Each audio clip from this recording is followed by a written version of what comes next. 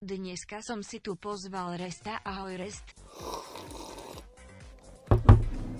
Môžem sa ťa spýtať pár otázok? Za kilečko, kamarátko, sa dohodneme. Dobre, kilečko je fajn. Budem sa ťa pýtať autistické otázky, takže prosím, nehulákaj ako žlo. Si schopný odpovedať na autistické otázky? Posnažím sa, kámo. Dobre, tak začneme zľahka. Názor na československý rap. Ešte raz Rest, nerozumel som ti. Bol si niekedy zapletený do ilegálnej činnosti? Možno to aj jointa nejakého nájdeš. Vieš napodobniť Reddyho?